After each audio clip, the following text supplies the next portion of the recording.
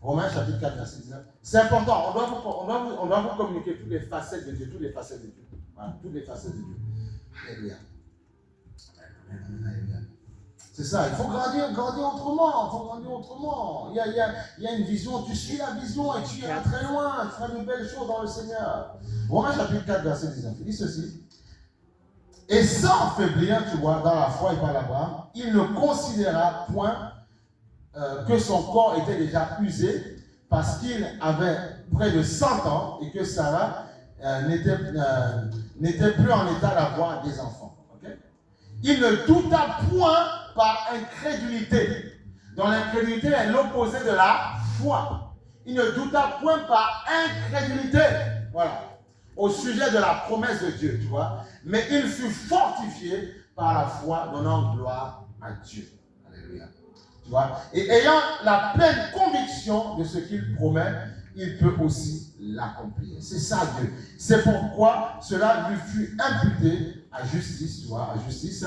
Mais ce n'est pas à cause de lui seul qu'il est écrit que cela lui fut imputé, tu vois. C'est encore à cause de nous à qui cela fut imputé, à nous qui croyons en celui qui a ressuscité des morts, Jésus notre Seigneur. Alléluia. On voit que Abraham n'a pas cédé.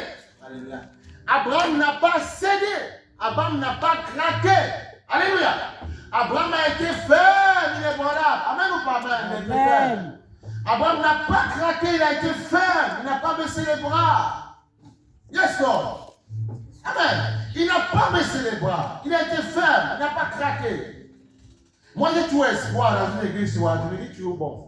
Dieu, il y a quelqu'un qui sera là, qui va comprendre où on va et tout ça, on va faire le bien. Moi, je suis quelqu'un, je suis rempli d'espoir, tu vois. L'attitude des personnes ne peut pas me dire ça. Jamais. Tu vois, tu viens, tu fais un peu machin, je dis, ok, il n'y a pas de problème. Mais je cherche, je regarde les personnes, j'observe les personnes, sur qui je sais que je peux tôt ou tard m'appuyer. Je sais que ça va prendre du temps. C'est pour ça qu'il faut que tu acceptes l'enseignement. Oui. Parce que je sais de quoi je suis rempli revêtu et je me dois de te transmettre ça. Amen. Donc, j'ai tout mon temps. Je suis calme et détendu. Et j'attends. Je te tends la paix, j'attends que tu comprennes. J'attends que tu comprennes. Tu ne comprends pas, c'est pas grave. Dieu fera grâce autrement. Ben oui. Mais non, mais attends, vous savez, un pasteur, tu dois être très patient. Tu dois être très patient. Si tu n'es pas patient, tu vas craquer. Moi, beaucoup disent, je vais être pasteur. Tu vas être pasteur. Tu vas prendre des coups. Il faut être patient. On connaît, depuis l'âge de 39 ans, maintenant, on a vu tout jeune, tu vois. Il faut être patient. Tu vois la photo, la Louvre, là, tu vois, j'étais tout jeune, pas bien, tout jeune. Il faut être patient. Si tu n'es pas patient et Dieu te forme dans les points, tu n'es pas patient. Tu vois des choses, des vertes et des pas mûres. Tu dois être patient. Tu ne dois pas t'énerver. Il faut être patient. Et quand tu es patient, tu fermes les yeux. J'espère que l'âme va grandir, elle va comprendre où on va. Puis elle va grandir et après tu vas dire, bon, maintenant tu as compris. Je peux un petit peu m'appuyer sur toi pour te déléguer quelque chose. Ça prend parfois du temps.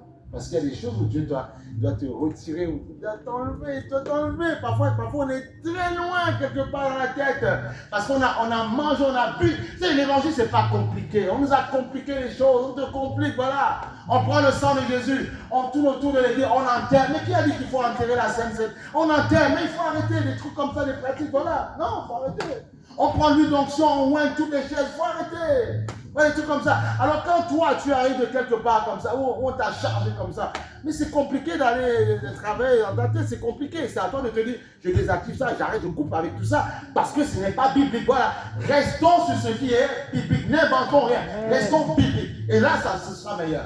Parce qu'il y a trop de personnes parfois, on te roule par terre, tu vomis, tu fais tout par terre, mais ta vie ne change pas. On dit, il y a un problème, mais ça ne change pas. Parfois, c'est on leur donne des coups de pied, on fait du karaté sur eux pour chasser les démons. On les fait manger des choses comme des herbes, ils sont encore à brouter comme des animaux. Ça ne change. On dit, il y a un problème. Tu enseignes, on fait un coup fou sur ton ventre, soi-disant pour te délivrer, mais ça ne change pas. Ah. Nous sommes des artistes, parfois on fait du spectacle dans les vies, les gens ne grandissent pas. Alors que ce que Dieu veut, c'est que la personne ait reçu Christ et grandit et que demain cette personne soit élevée là où elle est. C'est ce qu'on veut. Les gens disent, waouh, cette soeur, ouais, mais elle est dans ce là, ouais, on est content, on est heureux, tu vois. Je suis fier de dire, ouais, il y a quelqu'un, ouais, on est fier, on est content. Là, on dit, le travail marche, ça fonctionne, c'est ça. Vous voulez pas que votre vie soit heureuse un petit peu ou quoi? Vous voulez tout t'entraîner des casseroles, mais il faut que ce soit bien, que tu sois heureuse. Quand on te voit, tu sois fier quand même. Voilà. On dit, voilà, ça, c'est une chrétienne, elle m'inspire. C'est ce qu'on veut, c'est ce que je veux pour vous. Soyez heureux à la maison, heureux demain avec celui que tu seras. Tu sois épanoui, tu sois bien, tu sois fier, content, voilà. Tu peux passer un petit séjour, tu es bien, tu vois. L'excellent en tout nu. Il y a beaucoup de personnes, on prie tout le temps. Mais on dit, mais oui, mais d'accord, mais qu'est-ce qui change? Il n'y a rien qui change, ça ne change pas dans ta vie. Non. Soyons ça dans le Seigneur. Et nous allons grandir de gloire en gloire. Alléluia. On va grandir de gloire en gloire. De gloire en gloire, de gloire en gloire. De gloire en gloire, on va grandir. On va prospérer. Tu vois? Donc il dit Abraham a tenu ferme, n'a pas baissé les bras. Abraham n'a pas craqué. Et il a vu la gloire de Dieu. Ok? Il a vu la gloire de Dieu. On va aller sur 1 Corinthiens, chapitre 12, verset 9. Abraham a vu la gloire de Dieu. Parce qu'il a été ferme. Alléluia. Il a été ferme. Il a été ferme. Il a vu la gloire de Dieu. Il a été ferme, il a vu la gloire du Seigneur. Abraham a été ferme, il a vu la gloire du Seigneur. Amen. Oh, alléluia. 1 Corinthiens chapitre 2. L'évangile est simple, alléluia. C'est simple. C'est simple. C'est comme parfois tu vois des gens, ils vont être dans l'église, H24, ils sont là, ils font tout sur le séminaire. Mais à la maison, ça ne marche pas, c'est compliqué. Il n'y a même pas un peu d'amour pour le mari, un peu d'amour pour la femme. Donc ton mari, ta femme, en gros, te dit, là où tu vas, c'est du n'importe quoi. Ou bien peut-être tu n'écoutes pas ce qu'on te dit. Parce que tu dois ramener cet amour à la maison. Alléluia. Amen. Amen ou pas? Amen, amen, amen, amen, amen, amen, amen. Demain, tu as quelqu'un qui est dans ta maison, avec qui, voilà, qui est bien marié, bien comme il faut. Ça doit être ton premier confident. Ta première confidente. Ce n'est pas la soeur ou le frère qui est dans. Non. C'est-à-dire que si je suis seul, je passe 4 heures du temps à téléphoner avec quelqu'un. Voilà, tout ça, moi, je suis en plein dans c'est autre chose. Mais s'il y a quelqu'un qui vient dans ma maison avec qui je vais me baigner, marier, tout ça, bien marié comme il faut, dans le Seigneur, bien sûr, eh bien, c'est avec lui, c'est ça ton premier confident. Ah oui, oui, oui. Si c'est à l'extérieur, c'est pas bon. Si tu étais bien confident avec une soeur et tout ça, c'est bien, tu dois dire maintenant qu'il y a quelqu'un qui s'est invité chez toi, que Dieu t'a donné, maintenant tu dois sécuriser tes bénédictions. Parce que quand ça ira mal, on a connu, vous savez, on a de l'expérience quand même, on a connu des gens qui étaient tout le temps ensemble, les soeurs, priez. Et puis quand la soeur avait son mari, mais elle ne gérait pas bien son mari, et quand une soeur, elle a eu sa part de mari, elle s'est séparée la soeur, et la soeur a été mal en disant, ouais, c'était une hypocrite, mais non. Elle te montre vraiment ce qu'il faut faire. C'est toi qui n'as pas compris ce qu'il fallait faire. Ton mari, tu le traitais comme un moins que rien. Eh bien, elle a été bénie, elle t'a montré ce qu'il faut faire. Vous étiez là, vous priez tous les deux. On est avant l'église, et priez. Mais dans le cœur de la sœur, tu ne sais pas ce qu'elle demandait à Dieu.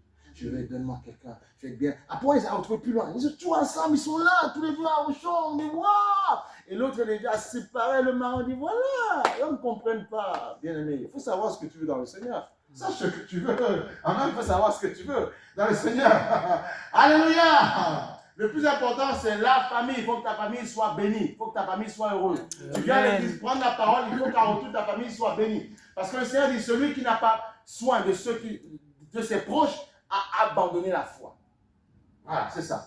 Ça ne va pas avec le mari ou la femme. Ok, qu'il y a une soeur, une frère qui t'exhorte, mais dans le sens à retourner vers ton mari et ta femme. Mais pas à profiter de l'occasion pour venir détruire. Ça arrive souvent, ça. Ah oui. On doit vous le dire, ces choses-là, pour que vous puissiez grandir sainement. Ok? On voit que, regarde l'esprit. 1 Corinthiens chapitre 12, verset 9, il dit ceci. C'est l'esprit qui donne, hein, à un autre la foi par le même esprit, tu vois. À un autre, un don de guérison par le même esprit. Donc on voit que c'est l'esprit qui donne la foi. Amen. Amen. C'est l'esprit qui donne la foi. L'esprit qui donne la foi. Comme c'est le Saint-Esprit qui donne la foi, et c'est là où je commence à chuter dans mon message, c'est comme c'est l'Esprit qui donne la foi. Ça veut dire que si je veux avoir une foi forte et une foi saine, dans une bonne conscience, je dois être en communion avec l'Esprit. Voilà. Ah oui. Sinon ta foi va être bancale. Sinon ta foi ne va pas fonctionner parce que tu n'es pas en communion avec l'Esprit. Donc on a vu que c'est l'Esprit qui donne la foi. C'est l'Esprit qui donne la foi. Ce n'est pas toi. Parce que tu as reçu Christ, il te donne la foi. Et maintenant, la foi qu'il t'a donnée, tu dois entretenir ce don, justement. Comment tu dois entretenir ce don? En étant en communion avec le donateur. Est-ce que ça va pour tout le monde? Ça va pour tout le monde? Alléluia. C'est important. C'est important, ok? C'est important. C'est important. C'est important de comprendre ça, bien aimé. Donc je reprends, tu vois, je reprends ce qu'il dit. Tu vois, il dit un autre donne la foi. Donc c'est l'esprit qui donne la foi. Et maintenant on va aller sur Éphésiens chapitre 3 verset 16. Éphésiens chapitre 3 verset 16. Il dit ceci. Afin qu'il vous donne, tu vois, selon la richesse de sa gloire, d'être puissamment fortifié par son esprit dans l'homme intérieur. Ce n'est pas l'homme entier, ce n'est pas l'homme africain, ce n'est pas l'homme européen, l'homme intérieur. Puissamment fortifié dans l'homme intérieur. Je vous ai fait le schéma plusieurs fois. Esprit, âme et corps. Okay? En fait, souvent on aime mettre en avant nos cultures. Ouais, mais c'est ma culture. Ouais, mais c'est comme ça. Je fais ci. J'aime ceci. Dieu, ta culture, il sait que tout ça, tu n'amèneras même pas ça dans ma quand un jour, toi et moi, on partira. Ça va rester là. Tu vois, d'autres personnes vont perpétuer ça. Toi, tu partiras. Poussière, tu retourneras poussière. Donc, ce que tu dois mettre en avant, c'est l'esprit. Après, bien sûr, dans ta chair, tu as ta culture. Alléluia. Et chacun doit être fier de sa culture. Mais avant toute chose, tu dois être fier de ce que Dieu a fait de toi. Tu es un esprit. Vous savez, nos enfants, là, si on enseigne très rapidement qui sont les esprits, waouh. Vous ne vous rendez pas compte, ils vont monter en puissance. Ils n'auront pas peur. Là où tu auras peur, ils n'auront pas peur. Parce que tu les as élevés dans un environnement de victoire et tout ça. En fait, tu réussis en fonction de l'environnement dans lequel tu es. Les paroles que tu entends, les paroles sur lesquelles tu es exposé. Si tu t'exposes tout le temps, c'est ce qu'on disait vendredi soir, tu exposes tout le temps à des personnes qui négativent tout le temps, qui ne croient pas, qui baissent ses bras tout le temps, qui sont parfois même dans l'église, mais tout le temps, ah tu sais, il est comme ça. En fait, tu ne vas pas avancer. Et tu peux être même avec 50, 70 personnes. Vous n'avancerez pas. Non, tu dois être entouré de personnes qui te font comprendre qui tu es au fond de toi. Tu es un esprit. Et dans l'esprit, on positive tout le temps. Dans l'esprit, on ne tombe pas, on ne chute pas. Dans l'esprit, on est comme Dieu. À l'image de Dieu, c'est dans l'esprit, dans le caractère. Ce n'est pas dans la chair. Mais non. Alors, comment on va dire? Alors, Dieu est blanc, Dieu est noir. Non, c'est dans l'esprit. Et dans l'esprit, il n'y a pas de couleur de peau. Et c'est là, justement. Et c'est là où chacun doit maximiser dans l'esprit.